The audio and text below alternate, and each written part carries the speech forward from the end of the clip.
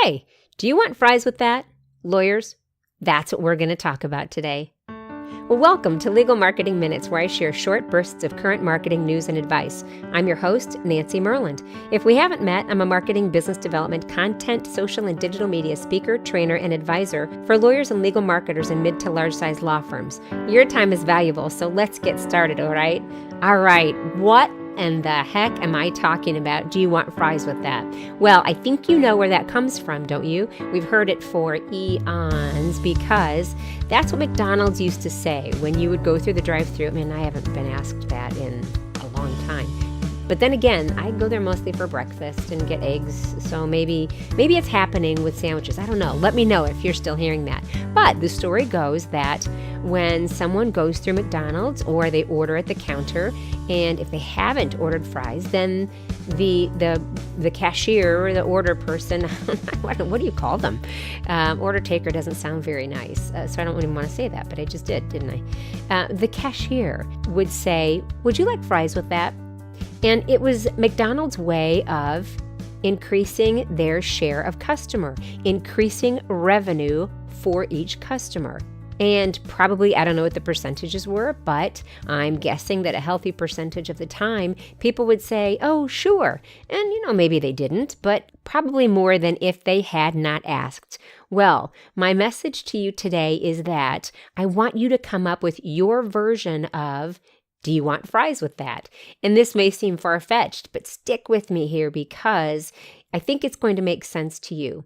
What's happening out there is that business is walking out of your firm because you're not asking for it, or you're not letting clients or prospects or influencers or other people who you know understand what else you can do for them or what else your firm can do for them.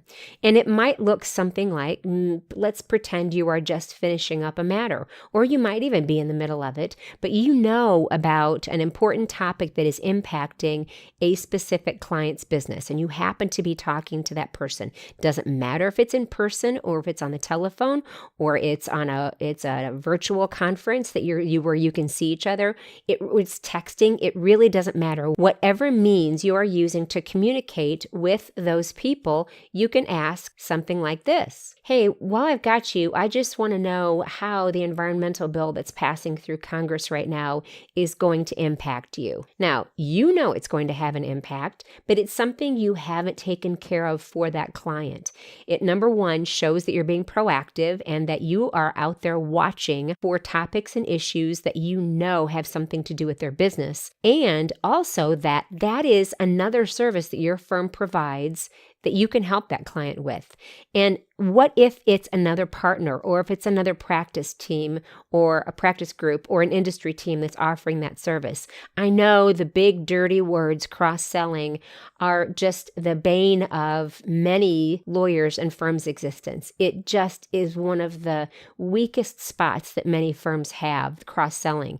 There isn't enough familiarity there. There's argument over origination credit. But here's the message to you.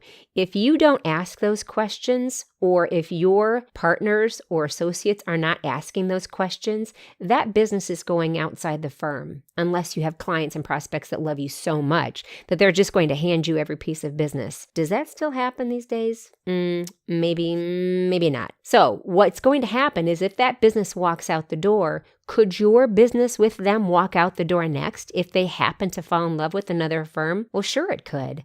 And it's just good business. You're an owner of a firm. You have a stake in that firm. No matter where you are in your career with your firm, you have a stake in it. Maybe you don't have ownership with it yet. Maybe you do have ownership in it yet. But you need to start asking if they want fries with that. Think of what your equivalent is. What is it? It could be another service that you provide. It could be another service that your firm provides. Find a smooth way to say it. Don't, if you have to practice it 10 times, and again, it could be just how I said it a minute ago. You know what? While I have you, let me ask you, is this going to have an impact on you? I've been reading a lot and studying a lot about this issue, and I think we should talk about it. And you know what?